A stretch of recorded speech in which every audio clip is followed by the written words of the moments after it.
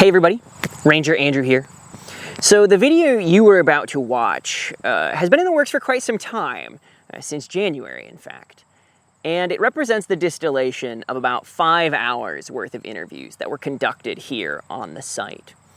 But to be quite blunt, the world is a different place now than it was when we began working on this project. January feels like years ago, but we here at the park still believe that the stories contained herein are important. The National Park Service's social media theme for August of 2020 is the 19th Amendment and beyond, since August is the 100th anniversary of the passage of the 19th Amendment. And that got us thinking, back at the beginning of the year, that beyond could be interpreted in either direction, past or future. So although our park's story does not directly overlap with the run-up to the 19th Amendment, we can still talk about that beyond. So today, we'd like to share with you some of the challenges and triumphs of some of the women of Martin Van Buren's lifetime. But also, since today is Founders Day, the National Park Service's birthday, we'd like to share with you some of the challenges and triumphs of a few of the women who work for the National Park Service today. Thank you for joining us. My name is Michelle Dempsey. I earned my bachelor's in history and English literature from the University of Pittsburgh at Greensburg. And I recently earned my master's in history from Syracuse University. Currently, I am finishing up my term as the 19th Amendment intern for the Martin Van Buren National Historic Site, doing research on voting rights in New York State, as well as the women related to Martin Van Buren. So I think a lot of us would like to know more about his wife, Hannah. They were childhood sweethearts, apparently, raised in this insular Dutch community in Kinderhook, but we don't have much about her, and she dies fairly young. And Van Buren goes through the rest of his lawyer and eventual political career without this wife by his side. So part of the reason we know so little about Hannah is that we just don't really have anything currently that was either written by her, written to her. We just don't have that much information related to her. We have some very little biographical details here and there about, who her family was, which is part of Van Buren's family because they were cousins. But other than that, there's just not a lot other than what some other people have said about her personality, her character, and then recalling as she was, in the last years of her life, suffering from tuberculosis. So that leads us to these kind of two main women that we like to talk about here. So Christina Cantine was his niece on his wife's side, and Angelica Singleton Van Buren, who marries his son Abraham. Two very different upbringings. Christina is very much this radical evangelical, anti-slavery, anti-Indian removal, so a lot of anti-Van Buren's policies at the time. And then Angelica was very much kind of the symbol for Van Buren of kind of bridging with the southern states at the time, as you have the increasing sectional crisis throughout the antebellum period. I'll start with Christina, and some of the challenges that she faced really definitely seem to be with, she's someone whose parents both die within the same year when she's around 20 years old. So in 1823, both of her parents die.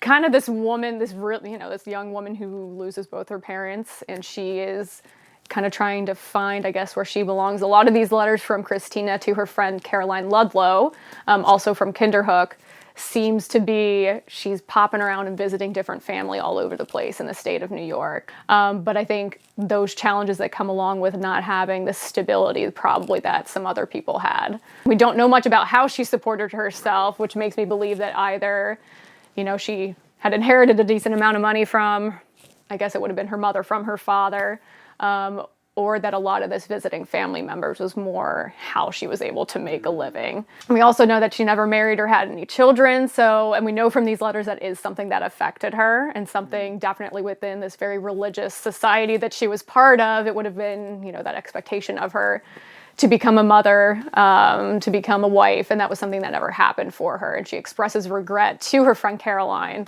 that she would remain Christina Cantine's spinster, is what she said. And she says, you might laugh when you read this, but I feel as if I will cry.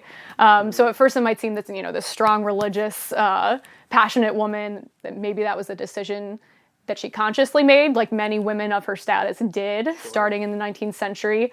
But maybe that's not how she would have liked things to turn out. And in terms of other challenges that she seems to have faced, something that we have discovered since doing this research is that Martin Van Buren had asked Christina to live with him and be hostess for him in DC as well as Albany. She felt duty bound to help her uncle and fulfill this role as hostess, but she also, whether from religious conviction or maybe just a general anxiety about being in the public eye like that, decided not to do. And she told him and talks about being led into temptation. Something interesting is that she felt like she might be good in helping to restrain John, who we know is probably the more wild of the Van Buren sons. But all these other factors overwhelmed her belief that maybe she could do some good there. Angelica probably didn't grow up with as many challenges as we would maybe compare to Christina. So in terms of having a very, very elite education, she finished school at Madame Grelaud's French school, which was very popular amongst Southerners at the time to send their daughters away to. But I think a lot of these challenges probably stepping into the shoes of First Lady or something that we haven't really seen too much of that in her letters, but something we do see later on when she becomes mistress at Lindenwold after Van Buren's presidency. I mean, she was raised to be this prominent part of society. But when you marry the president's son, that takes things to a whole different level. Yeah. Also negotiating, dealing with the servants that they have on their trip and that type of thing. And something that Angelica states in one of her journals is that the courier they had hired, Michelle, and Abraham weren't negotiating something very well. There's a switching of carriages or something that needed to happen at one point when they are in Italy. And Mary and Angelica are sitting here like, oh my gosh, like, what are they doing? And they, and she states specifically that, as a woman saying something to these men, they're not going to pay any attention. And then in the end, they do end up chastising Abraham and the courier for not listening to them in the first place, which is kind of nice. But that definitely being a struggle that's something that like women have in general today. That's a problem that people have.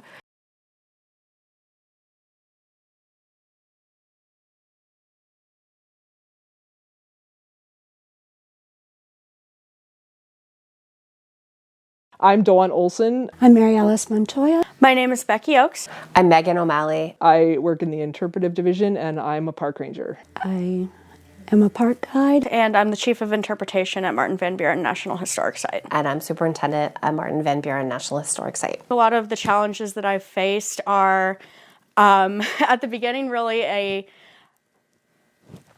lack of understanding of some of the barriers that I would come across, and speaking specifically to my gender and my age, and honestly my size, being a small woman can sometimes factor into this as well.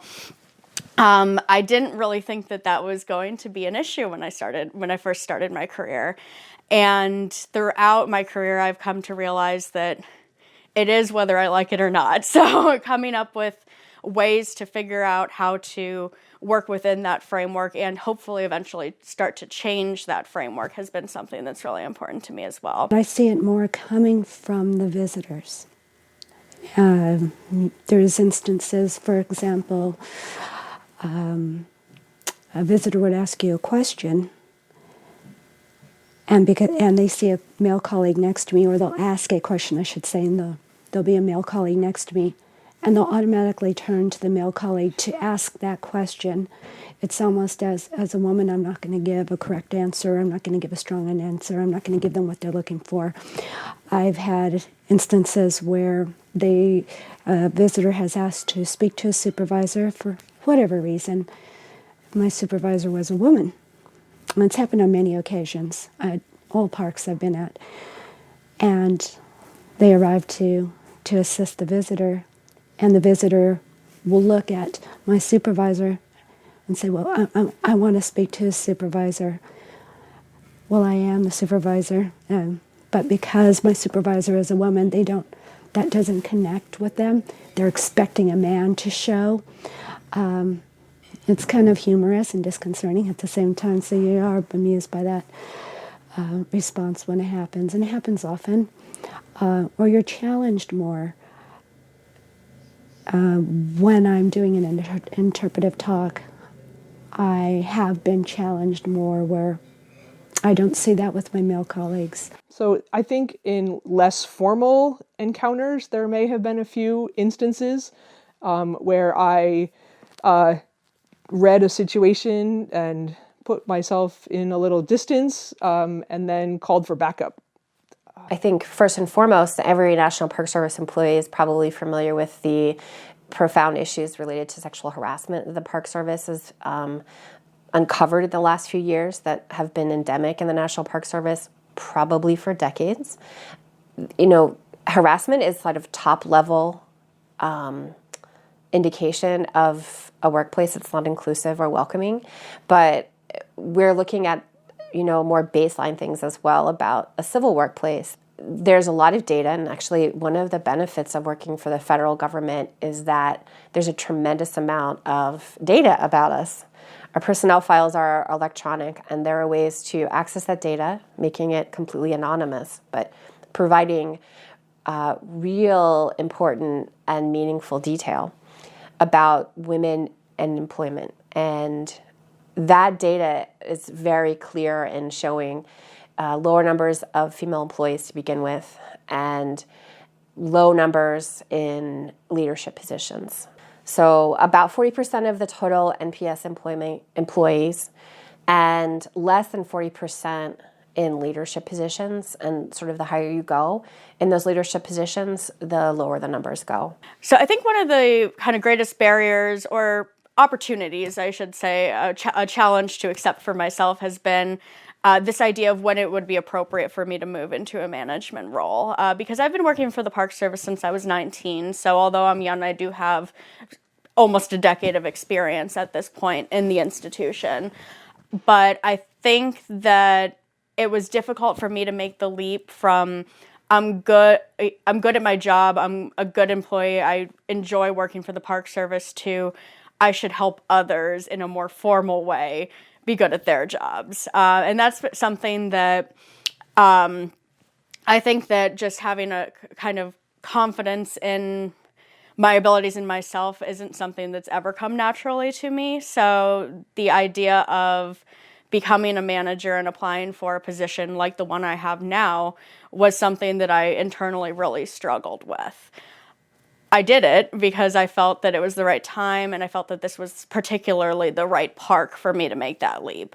But it wasn't something that came easily, and it wasn't something that came naturally to me either. And I think that kind of goes back to this idea of, did I see this as a career for myself? And although obviously I've made a career in this field, it's very difficult for me to this day to take that next step and imagine myself as that in that next position, just because in many ways I still feel like an outsider in the job that I'm in, even though that's honestly silly at this point because I shouldn't feel that way, but it's still the truth.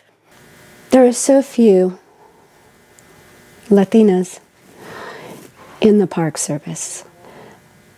I was at Fundamentals and saw the same statistic that you saw. Was put up in 2018. Those that self-acknowledged being a Latina that were hired within the Park Service were a full, resounding total of 2, with me being one of them. I don't know who the other person is. 2 in 2018. We both self-identified. Maybe there were more who didn't, but for those, you get 2. In the culture that we're in now, that's another layer that's added to the fact that as a woman, you get these, as Becky has referred to them, microaggressions on a daily basis. When I was at a larger park, it happened more often. At this park, it's only happened once each season. I've been here 2 full seasons, and happened luckily only once each season, where you get a visitor, they see my name, they'll look to see if I have a ring on, so they don't know if my last name is a maiden name or a married name. I've been asked if I was married first before the questions come, which is none of their business, and again, makes things awkward to the start. But because of my last name, I've been asked, am I a citizen? And or am I a citizen followed by, am I legal? So my background is in Civil War history, and I am extensively trained as a Civil War historian and have spent the vast majority of my career working on Civil War battlefields. Inherently, that elicits a certain image, I think, in the minds of both visitors and sometimes the people who work on these battlefields about not only what stories they're going to hear, but who is going to tell those stories. And that's something that I became aware of pretty quickly when I started my career. It was never something that I saw as a barrier in the sense that I couldn't work at this place because I was a woman, but it was definitely something that I saw as a barrier to being able to communicate with a lot of visitors in a lot of ways because they just wouldn't naturally see me as an authority. And that's something that I've struggled with throughout my career and trying to figure out the best way to move forward, knowing that I have this kind of inherent barrier just because of who I am. And my barriers are not the only ones. My barriers are certainly not the most difficult to overcome, but in that particular situation, it was something that I felt pretty much every day that I stepped onto the job. And it's something that I had to be aware of, or otherwise I wouldn't really be able to do my job effectively, especially once I transitioned from giving tours, being an intern, learning the ropes. When I transitioned into a more substantial role within the park and within the organization, I had to be aware of it because I had responsibilities that this was a barrier towards as well. So I think that at first this was both presented to me and kind of my internalization of this it was just something that I was going to have to deal with. And figuring out ways to ignore it or to not let it bother me was the best coping mechanism. And what I realized over my years of working in this environment is that that's not a long-term solution. And when I say this is something that I just have to deal with, there's some very specific examples I could give. And of course, the ones that stick out in your mind are the truly egregious. The times where you were touched when you didn't want to be touched, or when a comment was made about your physical appearance that was wildly inappropriate. But there's also the daily small microaggressions that are really telling and really wear on you and really give you this impression that at least a certain segment of the visiting public doesn't believe that you're in the right place. And that can be really kind of damaging and increase the imposter syndrome that you may already be feeling in a job like that. And those kind of experiences include kind of the same phrase that I mentioned earlier that could open a door. I'd never seen a lady ranger before, but said with a different tone of voice. Or when you greet a visitor standing at an information desk and they ignore you and turn to your male colleague. Or when you are trying to have a conversation with a visitor about a complex historical incident and they don't believe anything you're saying, and you just have that feeling that it's not just because they don't believe the information, it's because they don't believe you. So I think that those experiences, more so than even the most egregious moments that I've had, really shaped my belief that this isn't something that we should just accept.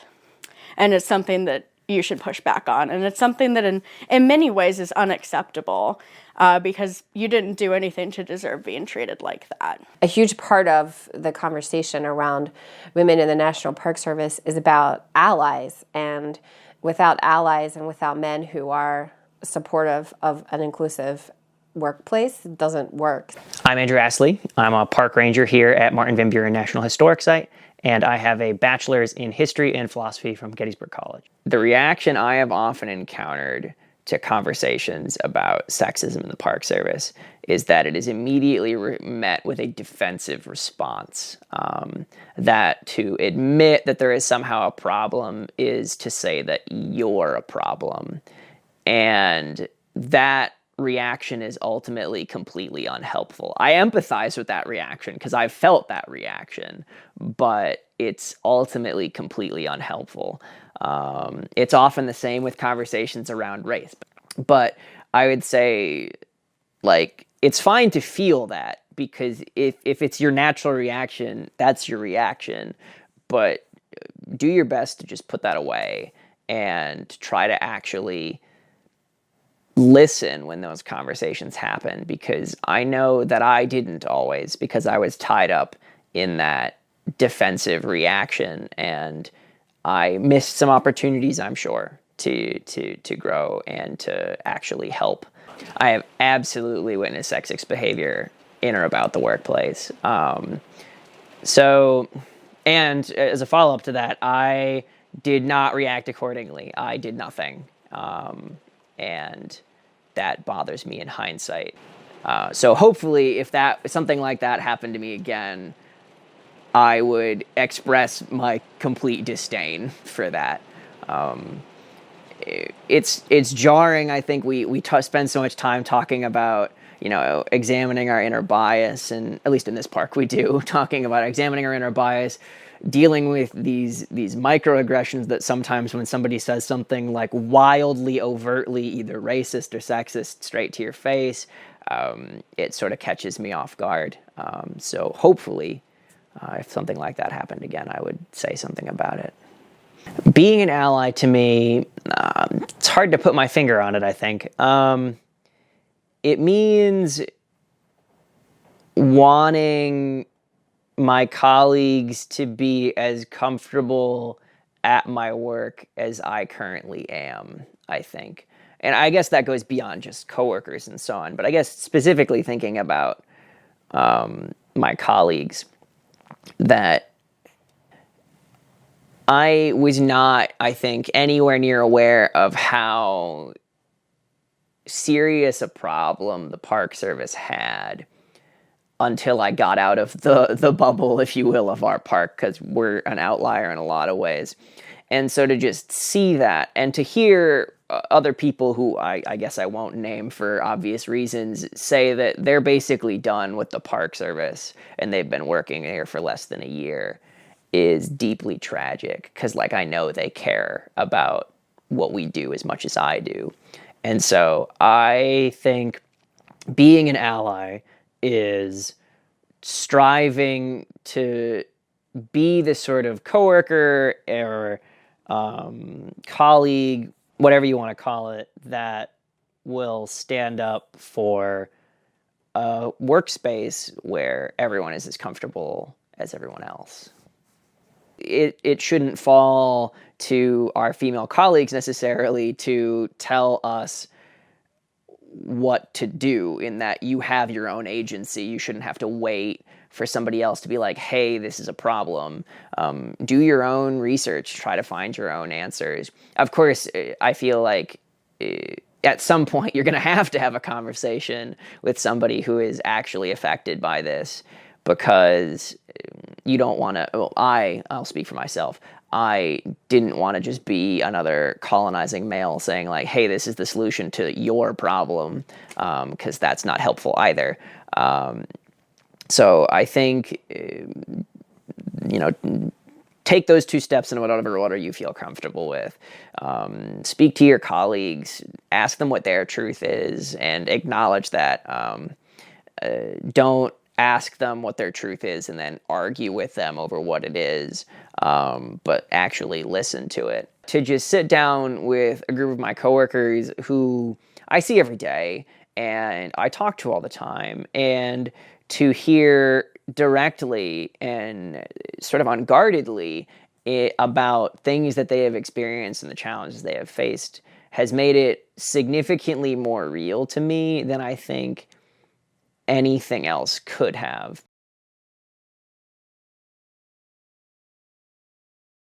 And it's not until you start to ask different questions, or even look at the same sources and ask different questions of those sources, that you start to discover more about different groups of people. I think to Christina, success probably meant fulfilling this role as a religious and moral person and being kind of that type of influence inspired by her deep religious and evangelical beliefs. So following in the footsteps of God, of Christ, is probably something that she felt very strongly about, and a lot of the society she was involved in were part of her church. They sewed shirts for missionaries. She helped run a Sunday school for African American children after emancipation happened in 1827 in the state of New York. In terms of success, I mean, Angelica, I think, is an interesting person because she's clearly very intelligent. She likes to read. She likes literature. She likes history. So all these things that she had built up studying her very elite, pretty progressive female education in the early 19th century is something that, as a woman, wasn't necessarily supposed to fall in line with her life. She was expected to continue to read, to be a part of conversation and that type of thing, but not necessarily do anything with it. So I think in this trip to Europe, she's read about all these places previously. So getting to visit Italy, getting to visit France are these, I think, fulfillments of things that she spent so long studying. I would like to say, I think Christina would still very much be involved with different reform and church groups. I could see her probably being very connected with the local church. I could see her running Sunday school. I could see her perhaps organizing like a can drive or something like that, those types of things. And in terms of what Angelica would be doing today, I think she would still be wanting to travel. I think that she would perhaps maybe be doing something with the education that she got, something that she probably wasn't able to do.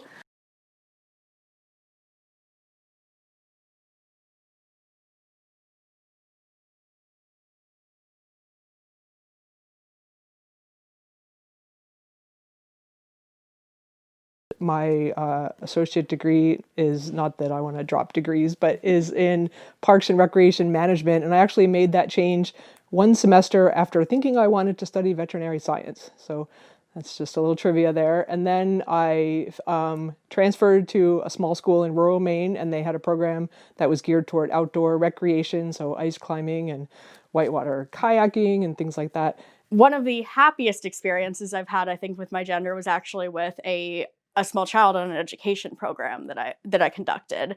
And this was at my previous park, and this family came on one of my education programs, three children, 2 girls, 1 boy. And one of the girls was extremely engaged the entire time. She was probably about 8 or 9 years old. Very excited about the program, answering all my questions, participating in all of the activities. And at the end of the program, her mother came up to me and said, if you had been a man, she wouldn't have said a word that entire time. And that was a moment where I realized that all of the struggles that I've had with being seen as a woman in at the time, very masculine environment might have made a difference to this one child. And through that, I realized that it might have made a difference to even more people in the long run. So the fact that that girl can maybe see herself as a park ranger in a way that she hadn't before, that's something that is incredibly special to me. For women who want to work in the National Park Service, I would say first and foremost, what I tell every person, that the National Park Service encompasses such a variety of sites and jobs that virtually anything you think you want to do, you could do in the National Park Service. As a wildland firefighter, I was part of a crew of 20 people, and we didn't meet each other until we all arrived at an airport, ready to fly out for 14 days of work. And then fly home. And fortunately, there were some seasoned firefighters to help out, both male and female. One of my experiences, there were 5 women and 15 men. And I learned a lot because I had a brand new pack with no smudges, no ash on it, a brand new uniform to wear out there, and was really happy to see that the old timers, so to speak, would take the new people under their wing. It's one thing about the Park Service. The